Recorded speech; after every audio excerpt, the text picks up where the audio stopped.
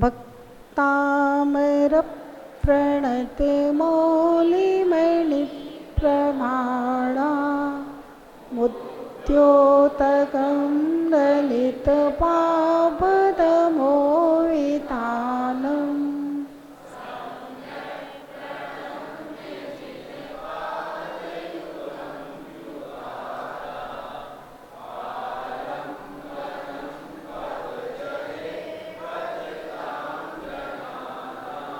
जय बोले अनंतानंद पंच परमेष्ठी भगवान की। देवादिदेव एक हजार से आदिनाथ भगवान की। परम पूज्य आचार्य गुरुदेव श्री 108 मानतुंग स्वामी की। परम पूज्य गणाचार्य गुरुदेव श्री 108 विराग सागर। परम पूज्य पट्टाचार्य गुरुदेव श्री 108 विशुद्ध सागर जी महाराज की। अहिंसा परमो धर्म की। 105 विभाश्री माता जी की जय। आरिका संघ की जय। आज रविवार है, इसलिए हम पूरे काव्य पढ़ लेते हैं 11 तक। जितने अपने हो गए हैं उनका एक बार एक साथ सब लोग उच्चारण कर लेते हैं। यह संस्तुता सकल वाङ्मय तत्त्वबोधा दुद्भूत बुद्धि पटुभिः सुरन्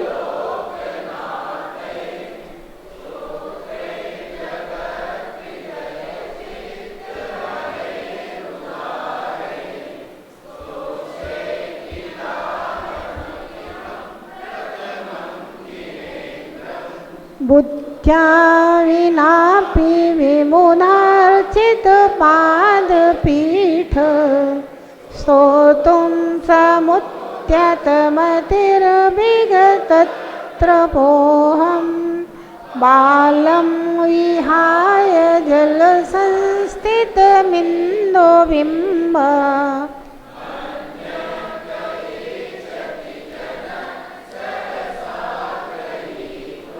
वक्तुं गुणान् गुणसमुद्रशशाङ्ककान्तान् कस्ते क्षमासुरगुरुप्रतिमोऽपि बुद्ध्या कल्पान्तकालपवनोदधनक्रचक्रम्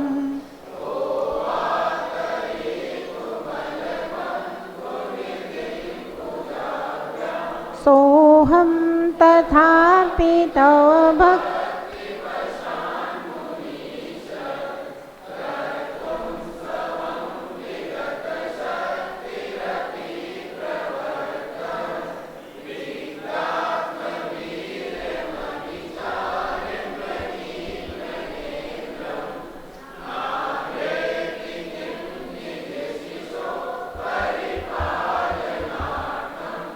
अल्पश्रुतं श्रुतवतां परिहासधाम्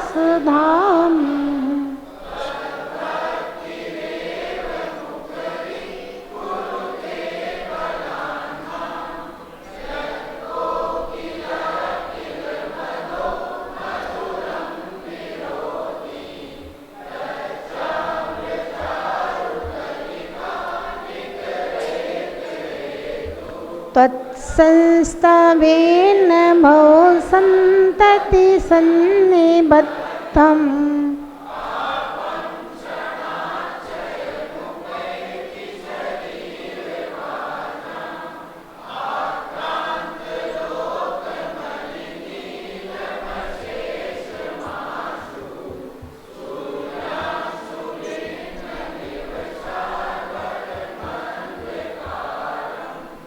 मत्पेति नाथ तव संस्तवनं मयेद मारप्यते तनुदियापि तव प्रभावान्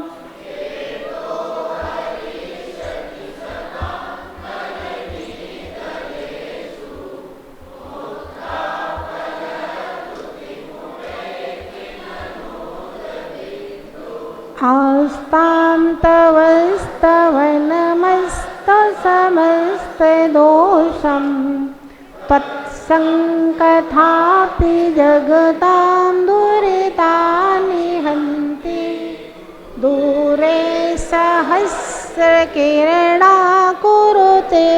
प्रभैव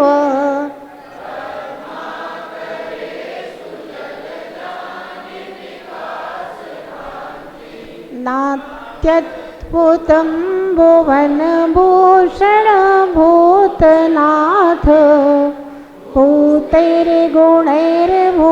भवन्तमभिस्तुवन्ता तुल्या भवन्ति भवतो ननु तेन किं वा।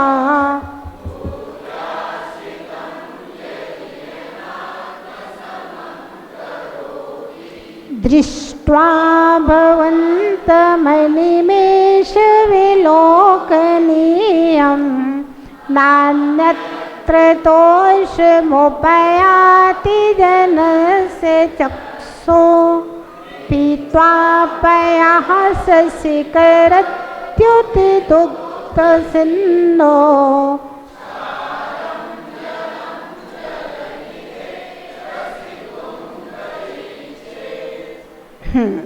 देखिए 11वें काव्य में आपने पढ़ा कि हे प्रभु आपका रूप ऐसा है कि पलक का झपकाना भी रूप देखने में बाधक लगता है बिल्कुल पलक बिना झपकाए आपको देखते रहो। और जब कोई आपको देख लेता है तो फिर उसके नैन ऐसे तृप्त हो जाते हैं, अब उसे किसी और को देखने की चाहत तो नहीं रहती है।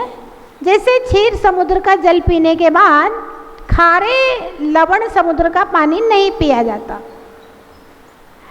अब 12वें काव्य में इसी बात को आगे बढ़ाते हुए कहा है, आखिर ऐसा क्यों?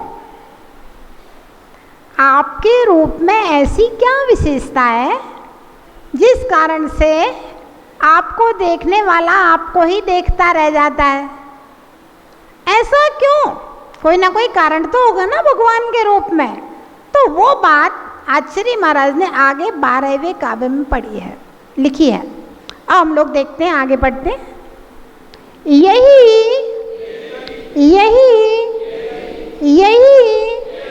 यही उच्चारण का ध्यान रखें। जितने लोग यही का उच्चारण करते हैं वो गलत करते हैं। या तो यही करेंगे तो विसर्ग का उच्चारण छूट गया, है ना। यही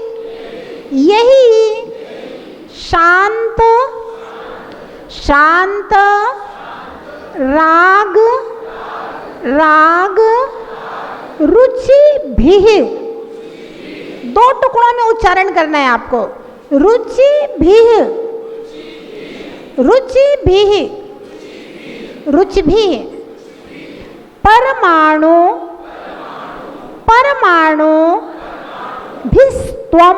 परमाणु भिस्त्वम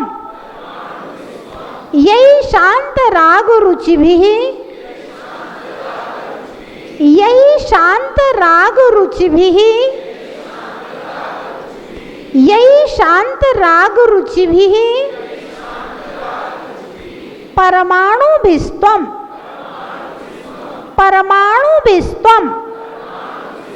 परमाणु भिस्त्वम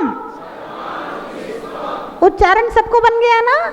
इसमें लोग कहीं ना कहीं गड़बड़ करते हैं। एक तो परमाणु भिस्त्वम में गड़बड़ करते हैं, या फिर शुरू में यही में गड़बड़ करेंगे। परमाणु भिस्त्वम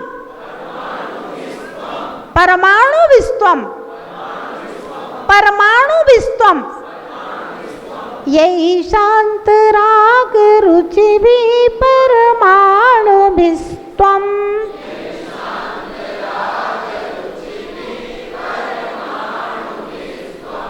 निर्मा पितस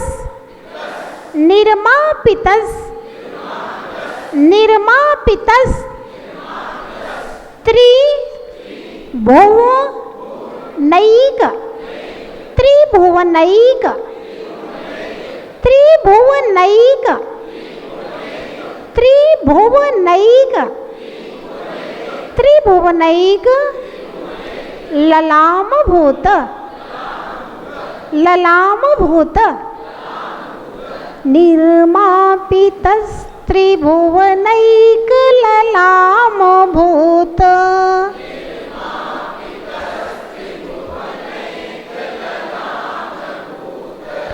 तावन्त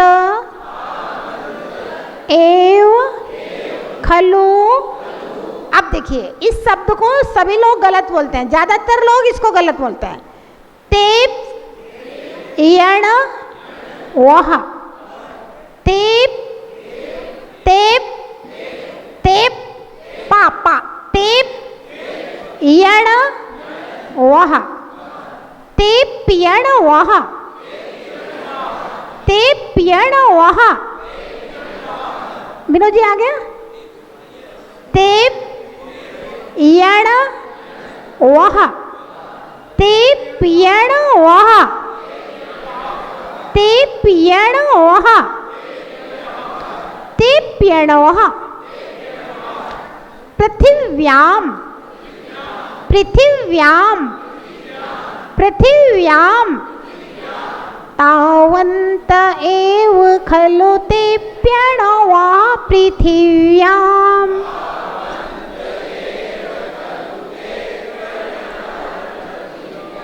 तावन्त एव खलु तेप्यण वः पृथिव्याम्।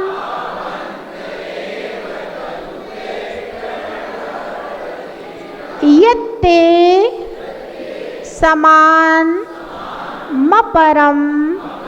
नहि रूपमस्ति।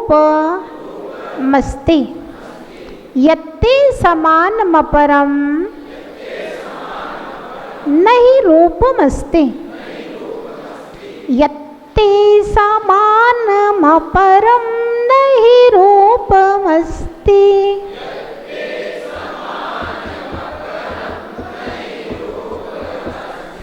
यैषान्तराग रुचिभिः परमाणुभिस्त्वम्।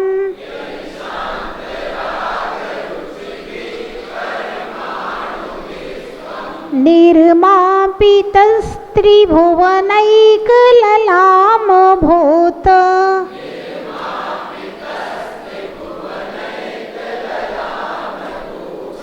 तावन्त एव खलु तेप्यण वः पृथिव्याम्।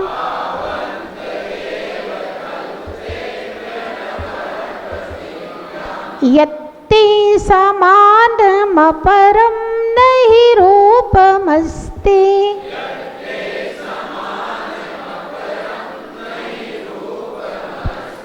पढ़िए पूरा काव्य एक साथ।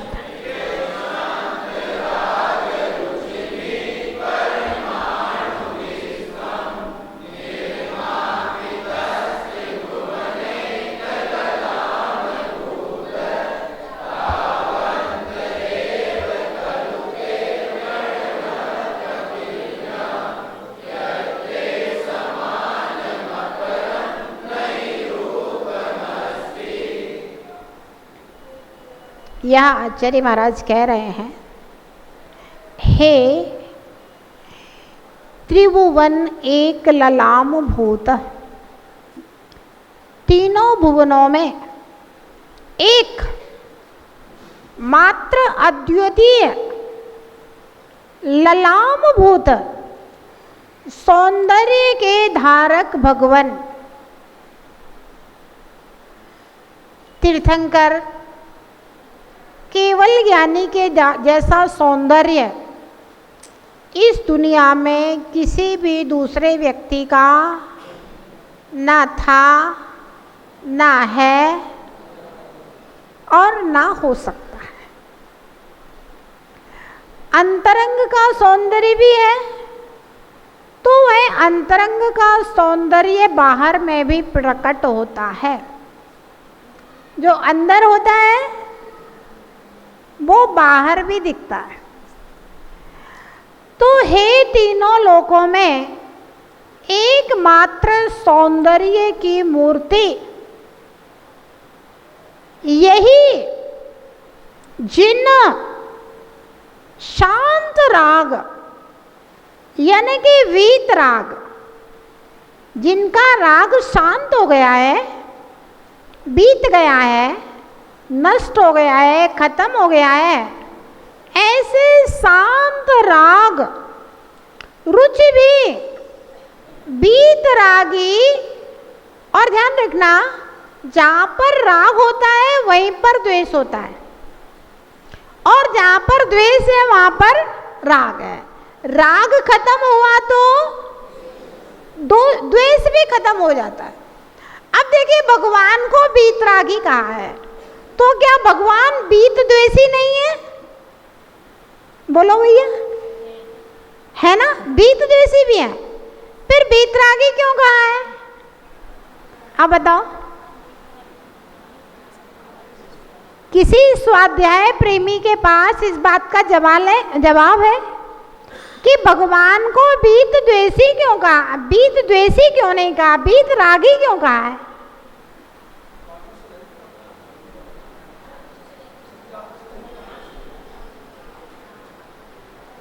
चार कसाएं होती हैं, क्रोध, मान, माया, लोभ। आचार्य भगवान कुंद देव ने समयसार ग्रंथ में क्रोध और मान को द्वेष रूप कहा है। क्रोध और मान को द्वेष रूप कहा है, मतलब मान की पूर्ति नहीं हुई, बस गुस्सा आ जाएगा। मानी को सबसे ज्यादा अपेक्षाएं होती हैं, वो दूसरे के लिए कुछ करे ना करे, लेकिन उसको दूसरे से पूरी अपेक्षा रहती है। हम तो मनमानी करेंगे, लेकिन तुम बिल्कुल लाइन पे चलना चाहिए। तो जहां मान की पूर्ति नहीं हुई, मान भी द्वेष रूप है और क्रोध भी द्वेष रूप है, और मायाचारी राग रूप है और लोभ राग रूप है। ऐसा आचार्य कुंद स्वामी ने समयसार ग्रंथ में लिखा है। आचार्य अमृत चंद्र स्वामी ने समयसार की टीका आत्मख्याति में और अध्यात्म अमृत कलश में लिखा है। माया और लोभ द्वेष राग रूप है, मान और क्रोध द्वेष रूप है। और जब इन कसायों का क्षय होता है, नष्ट होती है, तो पहले क्रोध नष्ट होता है, फिर मान नष्ट होता है, फिर माया नष्ट होएगी, फिर अंत में 10वें गुण स्थान में लोभ नष्ट होता है। तो बीत राग है, मतलब लोभ से रहित है, तो क्रोध, मान और माया तो पहले ही नष्ट हो चुकी है। तो बीत द्वेष और बीत राग, ऐसे रुचि भी सुंदर परमाणुओं के द्वारा तुम हे भगवन आप निर्मापित किए गए हैं, बनाए गए हैं। तीर्थंकर भगवान का जो शरीर होता है वो हम लोगों जैसा नहीं होता। पहले जब जन्म लेते हैं तब तो हम लोगों जैसा ही होता है, मुनि बनकर रहते हैं तब हम लोगों जैसा ही शरीर होता है तीर्थंकरों का।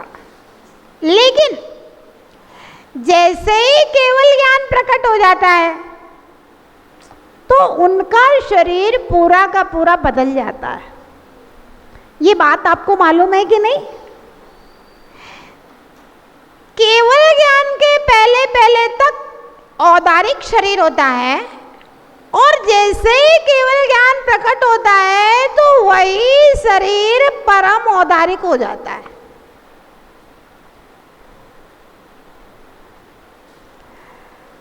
उदाहरण हम ऐसे समझ सकते हैं,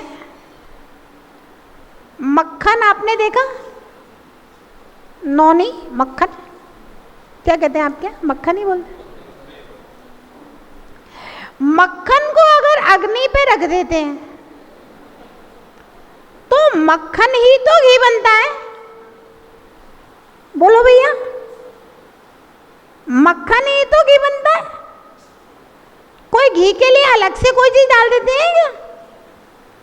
जैसे मक्खन घी बन जाता है अग्नि पर रखने में, ऐसे ही तपस्या की अग्नि से वो जो औदारिक शरीर होता है, मोहनी कर्म का नाश होने से, ज्ञानावरण, दर्शनावरण और अंतराय कर्म का नाश होने से वो औदारिक शरीर परमौदारिक बन जाता है। जैसे मक्खन घी बन जाता है, ऐसे। दूसरा उदाहरण हम समझेंगे कि जैसे सुवर्ण पाषाण, आपने कभी देखा? नहीं देखा? देखा तो हमने भी नहीं है, लेकिन बताते हैं। सुवर्ण पाषाण ऐसा पत्थर होता है, जैसे पीली मिट्टी नहीं होती, मुल्तानी मिट्टी समझ लो, मुल्तानी मिट्टी के पत्थर देंगे ना, तो ऐसे ही थोड़ा और पीला रंग का ऐसे पत्थर होता है। लेकिन जब उस स्वर्ण पाषाण को अग्नि में तपाया जाता है, पहला ताव, दूसरा ताव, तीसरा ताव, उसकी गंदगी निकलते निकलते 16वां ताव दिया जाता है, तो वह सुवर्ण पाषाण स्वर्ण धातु में बदल जाता है। कोई दूसरा नहीं, वही सुवर्ण पाषाण। तो ऐसे ही जब औदारिक शरीर तपस्या की अग्नि में तपाया जाता है, तो वह केवल ज्ञान होते समय परम औदारिक हो जाता है। कैसा हो जाता है? करोड़ों सूर्य एक साथ उदित हो जाए, उससे भी ज्यादा कांति भगवान के शरीर की होती है, इसीलिए समोसरण में रात दिन नहीं होते। करोड़ों चंद्रमा एक साथ उदित हो जाए, उससे ज्यादा शीतलता उस कांति में होती है, इसलिए रात की जरूरत नहीं, दिन की जरूरत नहीं। तो ऐसा परम औदारिक शरीर, और वह भी वीतराग मुद्रा, न किसी को देखना, न किसी को आशीर्वाद देना, न किसी को श्राप देना, अपने अनंत ज्ञान दर्शन सुख शक्ति में लीन रहना, ऐसा वीतरागी रो। तो हे भगवान, यही शांत राग रुचि परमाणु विस्तम निर्मापदा, जिन वीतराग परमाणुओं से आपका शरीर बनाया गया है, तावंत एव खलु तेप्यणवा पृथिव्याम, वे परमाणु इस पृथ्वी के ऊपर उतने ही थे, अब बचे नहीं है। और यत्ते समानम अपरम नहीं रूपमस्ति, इसलिए इस पृथ्वी के ऊपर आपके समान कोई दूसरा व्यक्ति दिखाई देता नहीं। जान रहे, एक तीर्थंकर को दूसरा तीर्थंकर नहीं देख सकता। क्या समझ में आया? जैसे ऐसा नहीं होता इधर समोसरण लगा है और उधर और समोसरण लग जाए, नहीं। एक उपविदेय के तीर्थंकर दूसरे उपविदेय में नहीं जाते हैं। भरत क्षेत्र के तीर्थंकर भरत में ही रहेंगे, ऐरावत क्षेत्र में नहीं जाते हैं, जब तक उनकी जाने की क्षमता है नहीं जाएंगे। उस 6 खंड के बीच में आर्यखंड में एक ही तीर्थंकर रहेंगे, दूसरे तीर्थंकर नहीं रहते हैं। तो लोगों को एक ही तीर्थंकर दिखते हैं, दूसरा नहीं दिखता है। तो कहा कवि ने कि हे भगवान, जिन वीतराग परमाणुओं के द्वारा आपके शरीर की रचना हुई है, ऐसा लगता है कि वे परमाणु शरीर इस संसार में इतने ही है जितने आपका शरीर बन गया है। अब और परमाणु बचे नहीं हैं जिससे कोई दूसरे के शरीर की रचना हो जाए, इसलिए तीनों लोकों में एकमात्र आप ही मुझे अद्वितीय सौंदर्य के धनी दिखाई दे रहे हैं। भव्यात्माओं, कल्पना कीजिए, हर आदमी सुंदर दिखना चाहता है। 50-50 हजार रुपए, 1-1 लाख रुपया विनोद भैया ब्यूटी पार्लर पे महिलाएं दे के आ जाती हैं, 1-1 लाख रुपए। कोटा के ब्यूटी पार्लरों का भी रेट 50-50 हजार रुपए, 1-1 लाख रुपए कोटा के ब्यूटी पार्लरों का रेट। हाँ, 1-1, 2-2 लाख रुपया महिलाएं ब्यूटी पार्लर में दे करके आ जाती हैं। काय के लिए?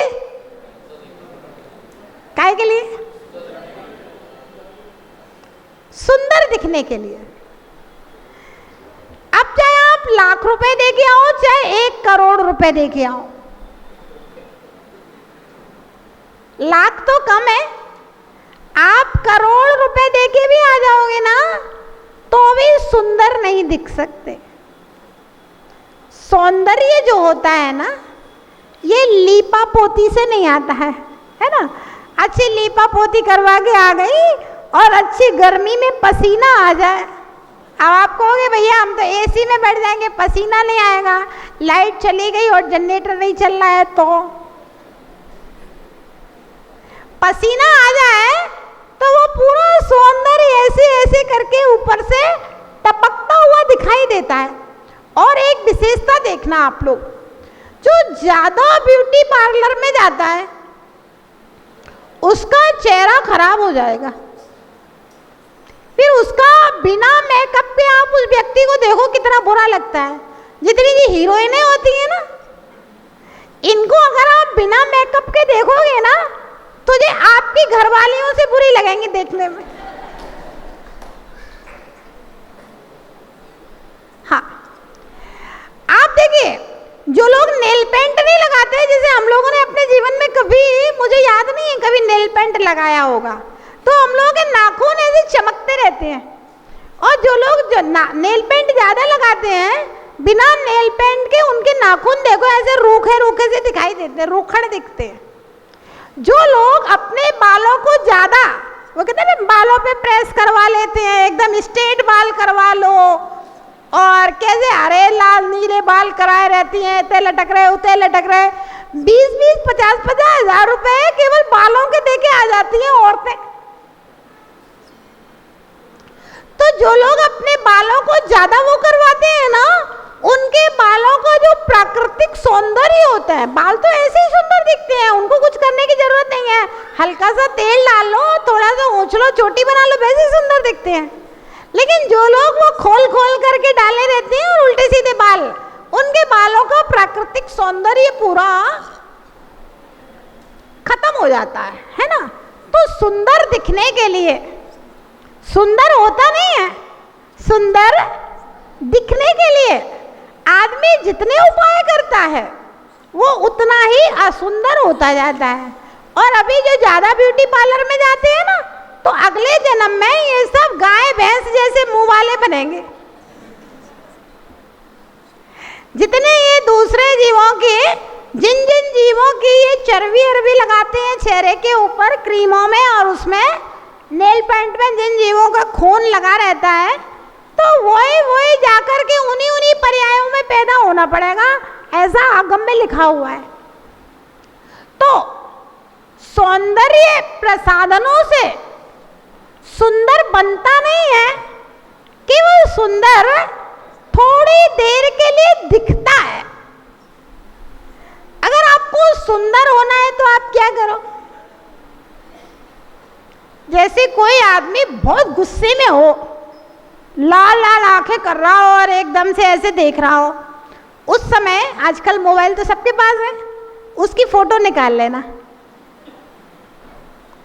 गुस्से में हो जिस समय, गाली वाली बक रहा हो, उस समय उसकी फोटो निकाल लेना। और जिस समय व्यक्ति भगवान की शांति धारा कर रहा है, बड़ी प्रसन्नता से मुस्कुराता हुआ, उस समय उसकी फोटो क्लिक कर लेना। फिर देखना कौन सी सुंदर लग रही है, देख लेना कौन सी सुंदर लग रही है। मतलब क्रोध कसाय से हम असुंदर दिखने लगते हैं और शांत परिणामों से, प्रसन्नता से हम सुंदर दिखने लगते हैं। तो जितनी जितनी शांति बढ़ेगी उतने उतने हम,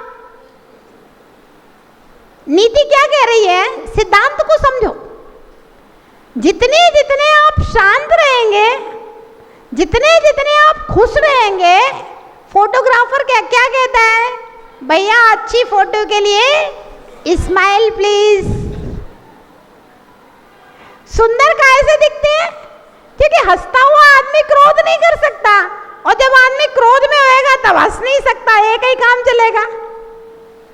तो जितने आपके शांत परिणाम होंगे उतने आप सुंदर होते जाइए।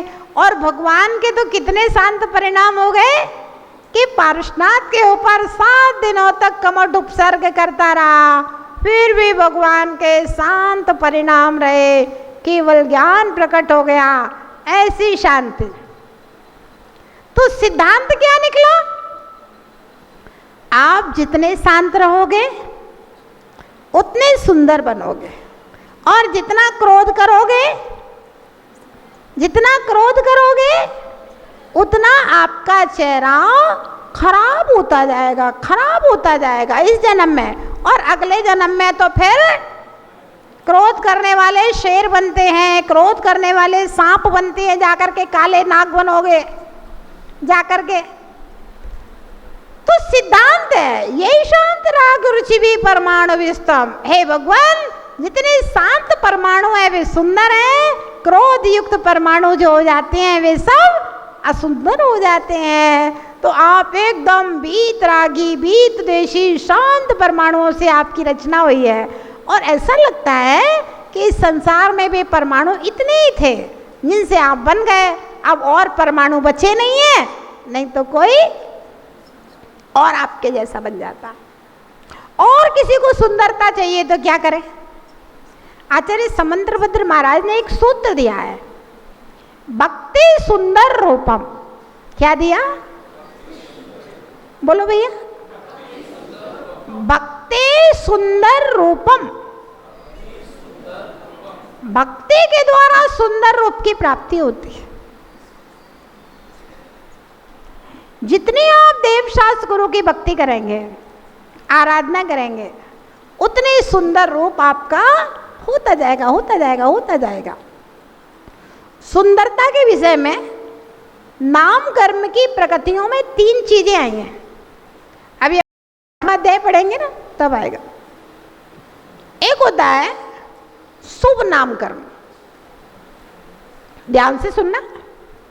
एक होता है शुभ नाम कर्म, दूसरा होता है सुभग नाम कर्म, तीसरा होता है आधेय नाम कर्म, और चौथा होता है यश कीर्ति नाम कर्म।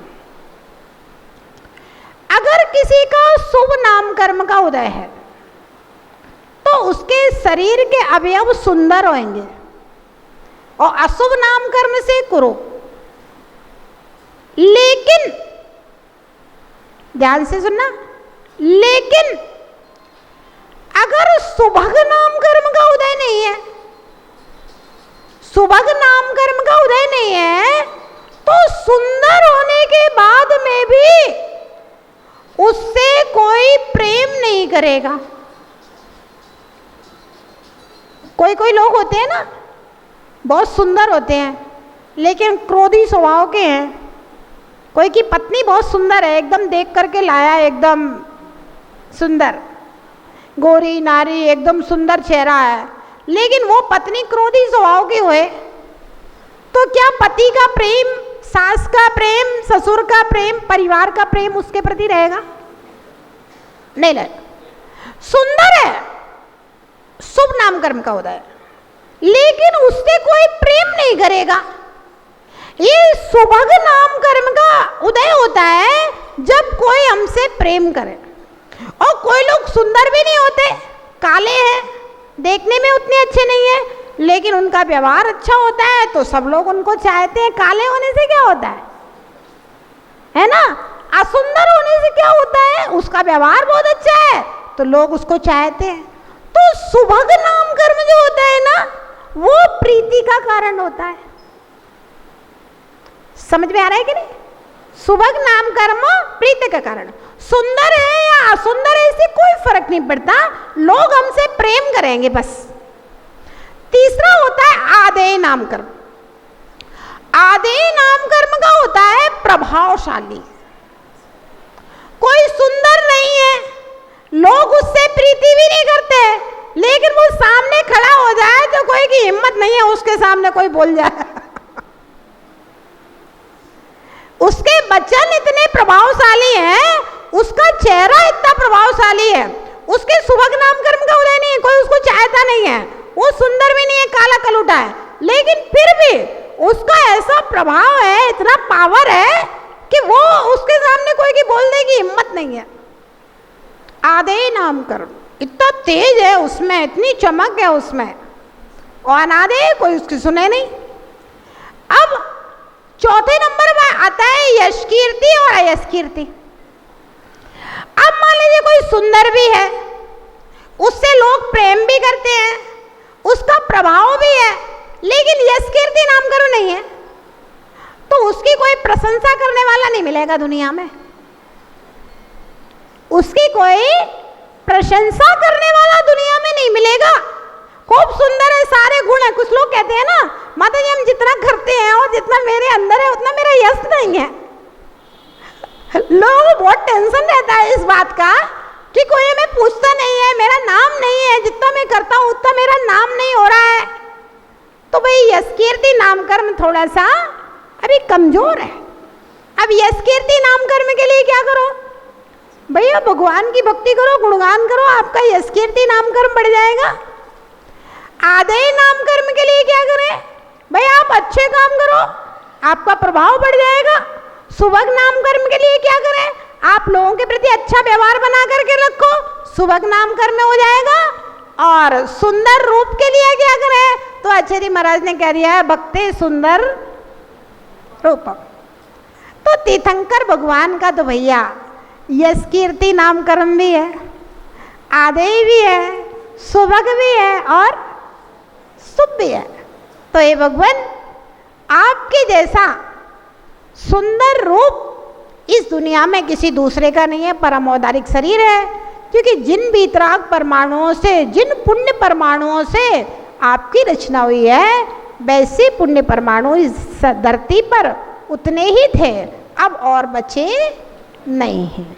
इस प्रकार से आचार्य मानतुंग महाराज ने आदिनाथ स्वामी की स्तुति करते हुए भगवान के रूप की तो स्तुति कर ही रहे हैं, लेकिन साथ में उनकी वीतरागता भी की स्तुति भी की कि भगवान ये खाली रूप सुंदर नहीं है, आपके हृदय में जो वीतरागता है उस कारण से आपका ये चेहरे का सौंदर्य तीन लोक में अद्वितीय है। जय बोलिए महावीर भगवान।